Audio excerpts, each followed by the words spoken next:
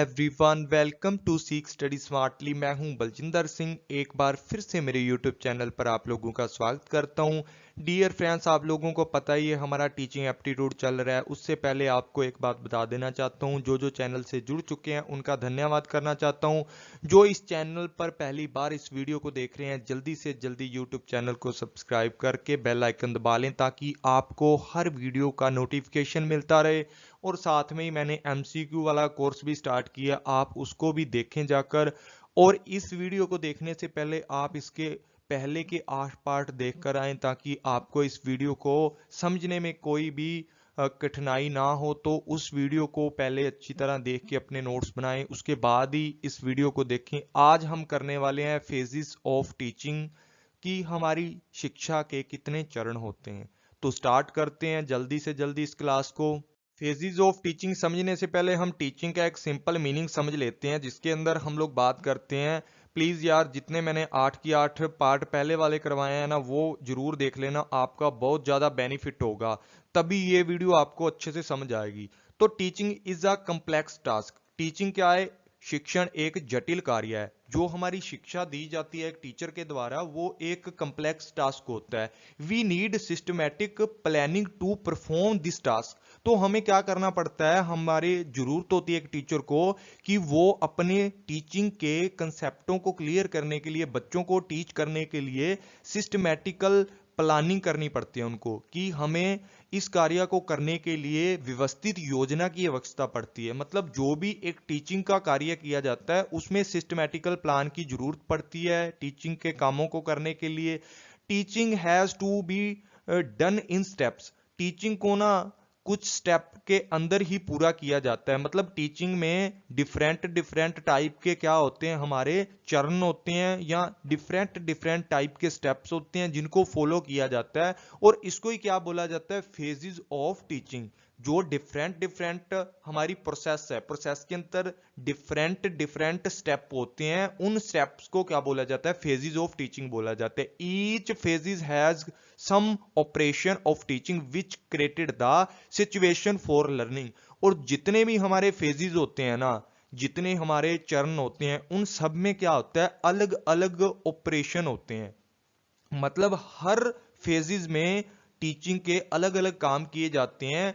जो स्टूडेंट को लर्न करवाया जाता है उसके लिए अलग अलग टास्क किए जाते हैं हर फेज के अंदर, उसको ही बोला जाता है फेजेस ऑफ टीचिंग।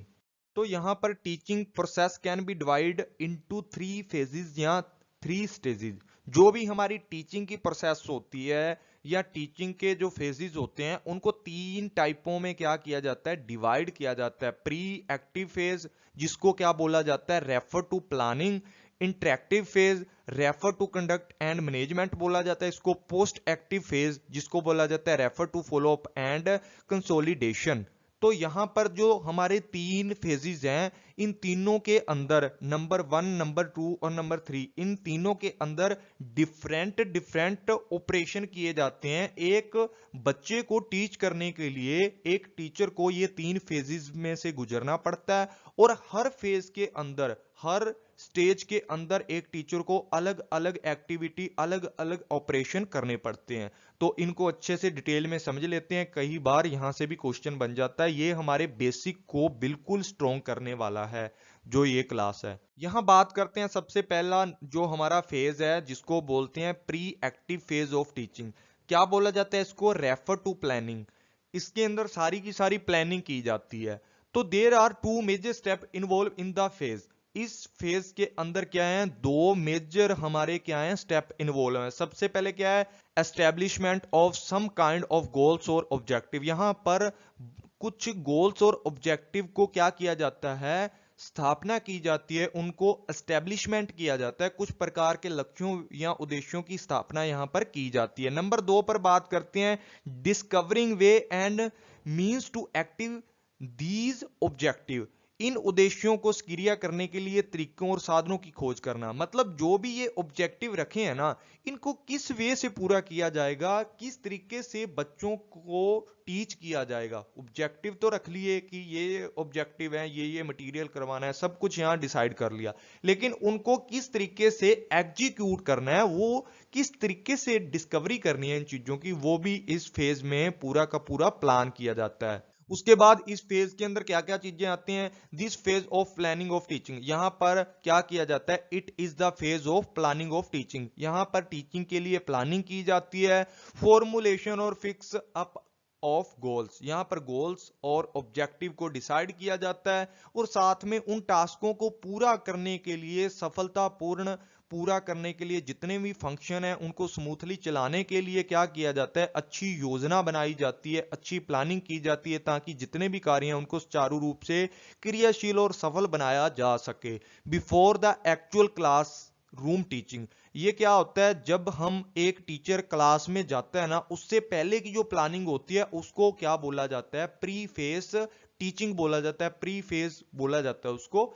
उसके बाद develop the strategy for actual classroom, यहां पर जो क्लास में जाने से पहले टीचर क्या करता है, सारी की सारी क्या करता है, अपनी एक प्लानिंग करता है, और यहां पर एक स्ट्रेटजी डेवलप करता है, एक रणनीति बनाता है कि क्लास में जाकर मैंने किस तरीके से बच्चों को पढ़ाना है, किस तरीके से बच्चों के सामने अपना कंटेंट रखना है।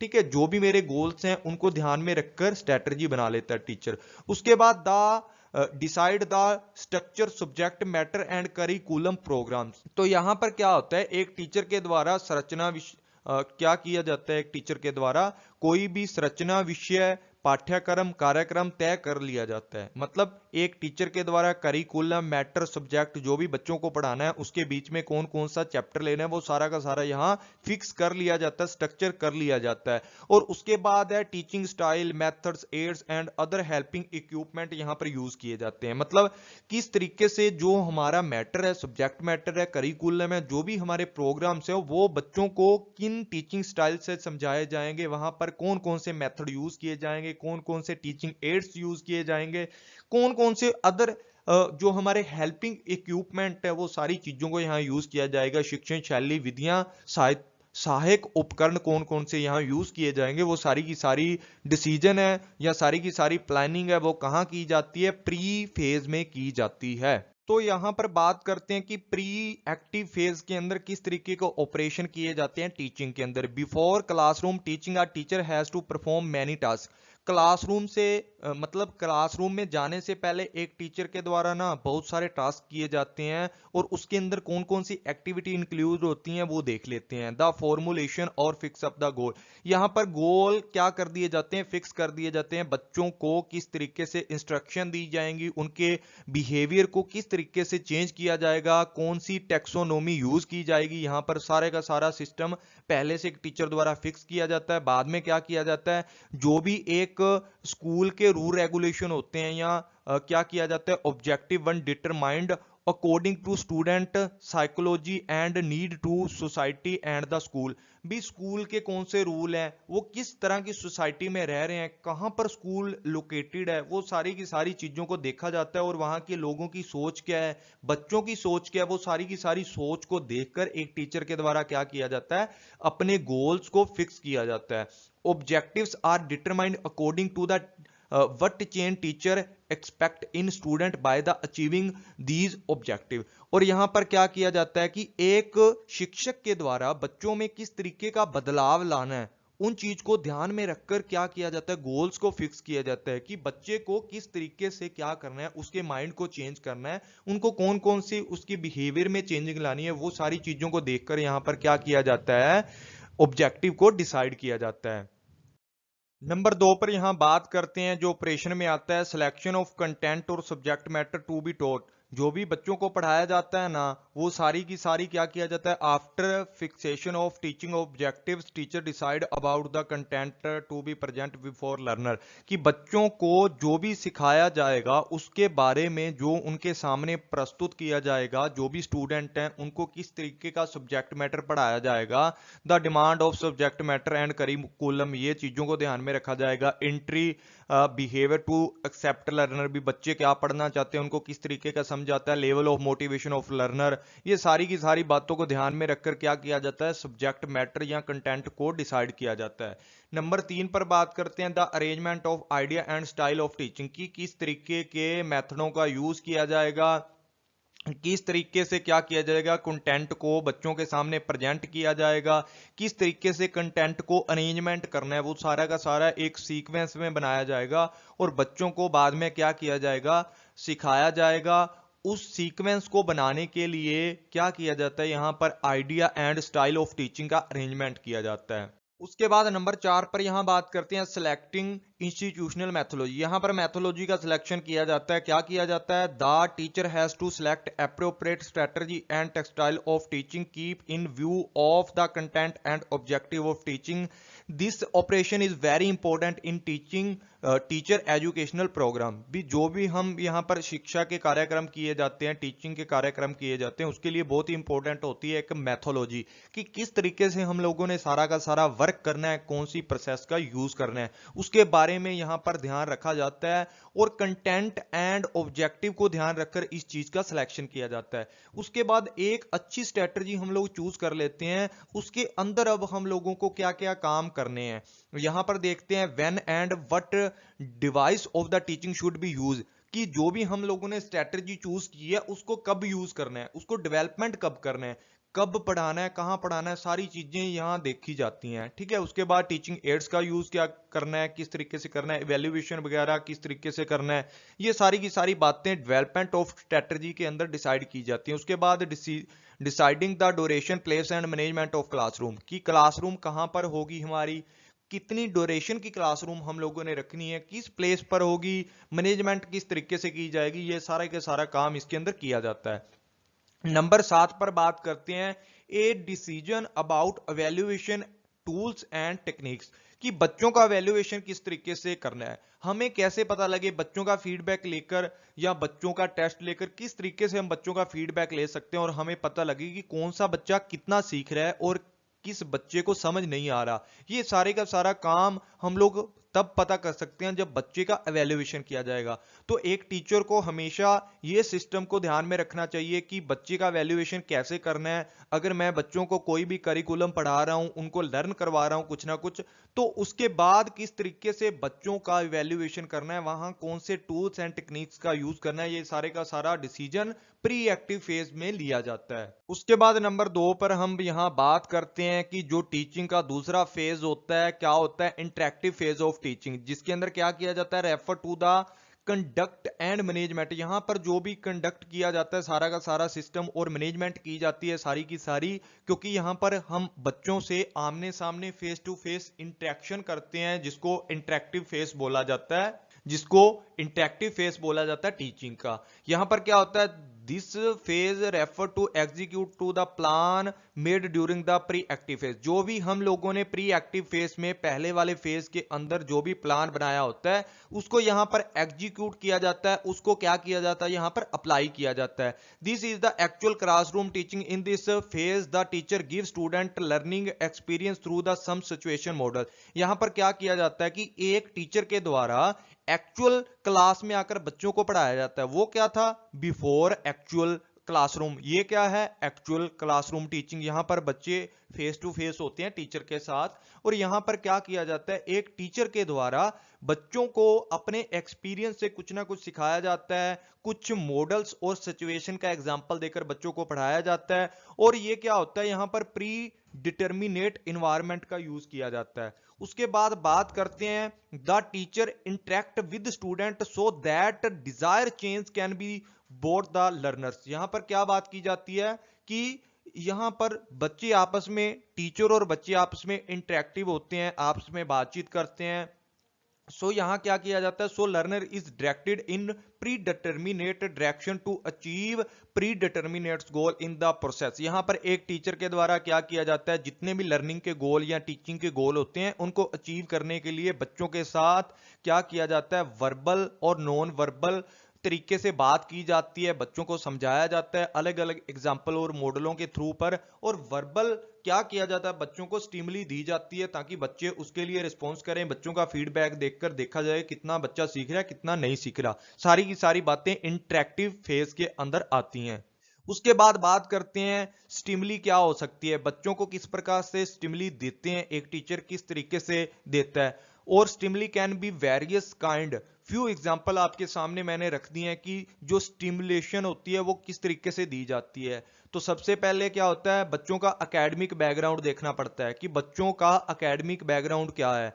उनसे अलग अलग क्वेश्चन पूछे जाते हैं। Listening to the student response, बच्चों के जो भी रिस्पॉन्स होते हैं उनको सुना जाता है, उनको गाइडलाइंस प्रोवाइड करवाई जाती है ताकि बच्चा गाइडलाइन देंगे बच्चे को तो वो बच्चा कुछ ना कुछ सीखेगा और अपना रिस्पॉन्स उस पर देगा। स्टिमुलेशन क्या होती है, किसी भी चीज को हम किसी के ऊपर स्टिमुली देते हैं, जैसे वो क्या होती थी, मैंने पिछली लर्निंग वाली थ्योरी बताई थी आपको जिसके अंदर वो क्या होता है, एक कुत्ते के आगे घंटी बजाते हैं, पावलो वाली थी जो हमारी कंडीशनिंग वाली, वो उसी तरीके से स्टिमुली दी जाती है इसी के अंदर कि बच्चों को गाइडलाइन प्रोवाइड करवाई जाती है। एग्जीक्यूशन द प्लान, यहाँ पर प्लान एग्जीक्यूट करके उसका फीडबैक देखा जाता है। एबिलिटीज ऑफ लर्नर, लर्नर की एबिलिटी चेक की जाती है। उनसे क्या किया जाता है, डायग्नोस्ट ऑफ लर्नर, बच्चों को देखा जाता है, उनका इंटरेस्ट एटीट्यूड देखा जाता है, सारी की सारी चीजों को देखा जाता है। उसके बाद क्या होता है, स्टिमुलेशन देखकर बच्चों क्या करते हैं, रिस्पॉन्स करते हैं या टीचर उनकी बातें सुनकर बच्चों को गाइडलाइंस प्रोवाइड करता है। ये सारे के सारे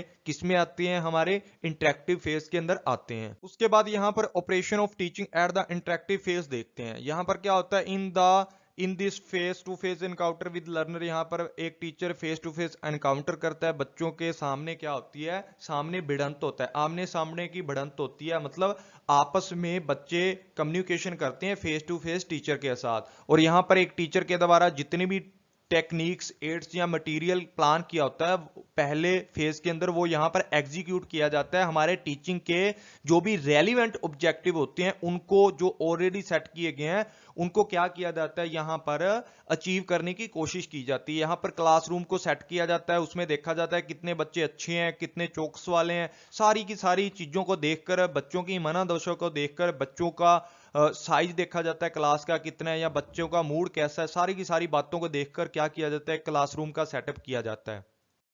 और दूसरे नंबर पर यहां बात करते हैं नोइंग द लर्नर्स कि मैंने एक वीडियो भी बनाई थी लर्नर की कैरेक्टरिस्टिक पर कि बच्चों को पहले तो टीचर को समझना पड़ेगा उनका एकेडमिक बैकग्राउंड क्या है, उनका एटीट्यूड क्या है, उनका इंटरेस्ट क्या है, न्यू लर्नर कैसे हैं हमारी क्लास के अंदर, सब कुछ देखना पड़ेगा। एक बच्चा कितना एबिलिटी रखता है किसी भी चीज को सीखने के लिए, बच्चा किस बिहेवियर का है, ये सारी की सारी बातें एक टीचर को समझनी चाहिए, तभी एक टीचर बच्चे के बिहेवियर में चेंजिंग ला सकता है। तो बच्चों को जानने की कोशिश की जाती है, एक लर्नर जो भी हमारी क्लास में नए आते हैं उनको जानने की कोशिश की जाती है, उनका एटीट्यूड कैसा है, उनका इंटरेस्ट कैसा है, वो क्लास के अंदर किस तरीके का बिहेवियर करते हैं, सारी की सारी बातें एक टीचर को जानना चाहिए। उसके बाद टीचिंग को स्टार्ट किया जाता है। टीचिंग को कैसे स्टार्ट किया जाता है, यहाँ पर दो ही चीजें होती हैं। सबसे पहली क्या होती है, इसको हम यहाँ पर इनिशिएशन को हम बोल सकते हैं स्टिमुली। स्टिमुली का मतलब होता है कोई भी चीज बच्चों को बतानी, उसके बाद बच्चे क्या करते हैं, हमें रिस्पॉन्स करते हैं। यहाँ पर क्या होता है, बच्चे जो रिस्पॉन्स करते हैं वर्बल अट्रैक्शन होता है हमारा बच्चों के साथ, फेस टू फेस इनकाउंटर होता है। एक टीचर कुछ भी बोलता है, जैसे जाके बोलता है हेलो बच्चों कैसे हो, तो बच्चे भी आगे से जवाब देते हैं टीचर को कि सर हम बहुत अच्छे हैं। और यहाँ पर क्या होता है कि वर्बल और नॉन वर्बल दोनों तरीके से टीचर बच्चों को पढ़ाता है। क्लासरूम के अंदर इंटरेक्टिव होते हैं बच्चे, आपस में एक दूसरे से बातचीत करते हैं टीचर के साथ। तो ये सारी की सारी बातें इस चरण में आती हैं, इस फेज में आती हैं जो हमारा क्या था, इंटरेक्टिव फेज था। उसके बाद हम बात करते हैं नंबर 3 फेज की। तो इसके अंदर क्या होता है, इसके अंदर हमारा होता है पोस्ट एक्टिव फेज। मतलब हम लोगों ने प्री फेज भी कर लिया, प्री एक्टिव फेज भी कर लिया, इंटरेक्टिव फेज भी कर लिया। अब आती है बारी थर्ड नंबर फेज की जिसके अंदर है पोस्ट एक्टिव फेज की। जब हम लोगों ने क्या कर दिया है, कोई भी प्लान है उसको एग्जीक्यूट कर दिया है, बच्चों को सब कुछ सिखा दिया, अब बारी आती है बच्चों की एवेल्युएशन करने की। तो एवेल्युएशन किस तरीके से कर सकते हैं, यहां पर ये बात करता है जो पोस्ट एक्टिव फेज है जो हमारा, वो बात करता है refer to the follow up and consolidation. जो यहां पर बात की जाती है कि जब बच्चे को सब कुछ सिखा दिया जाता है एक टीचर के द्वारा, तो अब टीचर का भी तो एक फर्ज बनता है ना कि बच्चों को किसने मतलब कितना बच्चे सीखे हैं। क्लास छोड़ने से पहले एक टीचर के द्वारा क्या किया जाता है, ट्राई की जाती है कि सब बच्चों पर नजर डाल लें, कि उनका मूल्यांकन कर लें, उनका एवेल्युएशन कर लें, या बच्चों को वीक में 1-2 बार एवेल्युएशन करना चाहिए कि सामने वाले बच्चे को जो पढ़ाया जा रहा है, जो लर्न करवाया जा रहा है, वो बच्चा कितना सीखा है। यहां पर 2 चीजों को इंक्लूड किया जाता है। सबसे पहले एवेल्युएशन एक्टिविटीज, इसके अंदर क्या होता है कि एवेल्युएशन करने के लिए बच्चे का टेस्ट करवाए जाते हैं, क्विज करवाए जाते हैं। जैसे मैं डेली के डेली आपको 8:30 बजे मेरे टेलीग्राम चैनल पर आपको क्या दिया जाता है, क्विज दिया जाता है। आपको चेक किया जाता है कि बच्चों को कितनी नॉलेज है। बहुत बच्चे क्या होते हैं, मतलब पूरे पूरे नंबर लेते हैं, और कुछ स्टूडेंट होते हैं जिनके 3-4 नंबर ही रह जाते हैं। तो यहां से पता लगता है एक टीचर को कि कौन सा बच्चा कितना इंटेलिजेंट है, वो कितना पढ़ता है। तो यहां से इवैल्यूएशन एक्टिविटीज की जाती हैं, बच्चों के साथ क्वेश्चन पूछे जाते हैं बच्चों से, या क्या उनके सामने एक ऐसी सिचुएशन खड़ी कर दी जाती है, उसके लिए उनको क्वेश्चन किए जाते हैं। उसके बाद यहां पर साइमिंग अप टीचिंग टास्क, यहां पर क्या किया जाता है, समिंग अप किया जाता है सारी की सारी जो भी टास्क करवाए गए हैं ना। To summing up the teacher ask question from the learner verbally and written form. यहां पर बच्चों से क्या किया जाता है, जो समिंग अप क्या होता है कि हम लोग क्या करते हैं, कुछ जो टीचर के द्वारा क्वेश्चन दिए जाते हैं बच्चों को, उनको लिखकर रिटनली या ओरली हम टीचर को उसका आंसर देते हैं। वहां पर टीचर पता कर सकता है कि बच्चे को कितनी नॉलेज है। ठीक है, वहां पर बच्चों का बिहेवियर भी चेक किया जाता है कि बच्चों ने कितना अचीवमेंट किया, कितना नहीं किया। ठीक है, ये सारी की सारी बातें इवैल्यूएशन एक्टिविटीज को यूज करके बच्चों से पता किया जाता है उनके किसके बारे में, उनके बिहेवियर के बारे में। तो यहां पर बात करते हैं हम एक्टिविटीज या ऑपरेशन पोस्ट एक्टिव फेज के अंदर किस तरीके के ऑपरेशन या एक्टिविटी यूज की जाती है। Determining the exact dimension of behaviour change, यहां पर पता किया जाता है कि बच्चों के बिहेवियर में किस तरीके से चेंजिंग आई है, उनका पता करने के लिए यहां टूल्स का यूज किया जाता है। यहां देखा जाता है कि बच्चे का जो पहले का बिहेवियर था और जो अब का बिहेवियर है सीखने के बाद का, उनके बीच में क्या किया जाता है, कंपेयर किया जाता है, और देखा जाता है कि बच्चा कितना सीखा है और कितना इफेक्टिवली सीखा है। ठीक है, यहां क्या किया जाता है, टेस्टिंग डिवाइस एंड टेक्निक्स, यहां पर क्या किया जाता है, बच्चों से क्विज वगैरह लिए जाते हैं, बच्चों के टेस्ट लिए जाते हैं, और पता किया जाता है कि किस तरीके से बच्चे कौन सी तकनीकों को यूज कर कर बच्चों का वैल्यूएशन किया जाता है। वो सारे के सारी बातें यहां बताई जाती हैं। चेंजिंग स्ट्रेटजी ऑफ टेस्ट, और यहां पर वैल्यूएशन किया जाता है कि कहां बच्चे अपने लर्निंग को इंप्रूव कर सकते हैं, किस प्रकार टेस्ट लेने के बाद पता करते हैं कि कौन सी स्ट्रेटजी में कितना चेंज करना है ताकि बच्चे इफेक्टिवली सीख सकें। यहां पर बात करते हैं आगे importance of operation in different phase of teaching, की टीचिंग के जितने डिफरेंट फेज हैं उनकी क्या क्या इंपॉर्टेंस है। तो सबसे पहले देख लेते हैं कि यहां पर क्या किया जाता है, जो भी हम लोगों जो भी टीचर है उसके द्वारा जो टीचिंग की जाती है वो किसके लिए की जाती है, change behaviour change in the student, जो भी डिजायर है ना उसके ऊपर फोकस किया जाता है कि बच्चों के बिहेवियर को चेंज किया जाता है। उसके बाद यहां पर साइंटिफिक मेथड को यूज किया जाता है और developing effective instruction of the teaching, यहां पर जो अलग अलग फेज हैं वहां पर क्या किया जाता है, it's provide the scientific basis of the developing effective instruction of the teaching. अलग अलग टीचिंग के फेज पर अलग अलग इंस्ट्रक्शन दी जाती हैं, इंस्ट्रक्शन के द्वारा बच्चों को गाइड किया जाता है। The classroom teaching and interactive can be made effective with the background, कि यहां पर बच्चों और टीचर और स्टूडेंट है ना उनको क्लासरूम के अंदर अच्छे अच्छे मेथड यूज किए जाते हैं अलग अलग फेज के अंदर,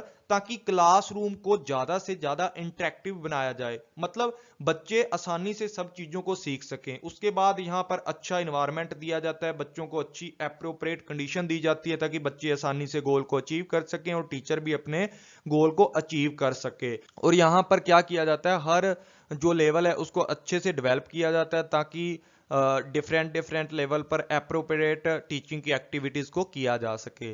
और यहां पर बात करते हैं नंबर 5 पर कि हमें ऑर्गेनाइज्ड वे में इफेक्टिव तरीके से हर लेवल को पार करना होता है एप्रोप्रिएट टीचिंग एक्टिविटी को करके, ताकि बच्चे आसानी से सीख सकें और टीचिंग को भी इफेक्टिव बनाया जा सके। तो थैंक यू फ्रेंड्स, आज के लिए इतना ही काफ़ी है। कल नई वीडियो आपके लिए अपलोड करूंगा जिसके अंदर अगला हमारा 10th नंबर जो पार्ट है वो आएगा। तब तक के लिए ये वीडियो देख लो और जिन्होंने नहीं देखी वो पहले की वीडियो भी देख लें। Thank you all friends, take care, bye bye.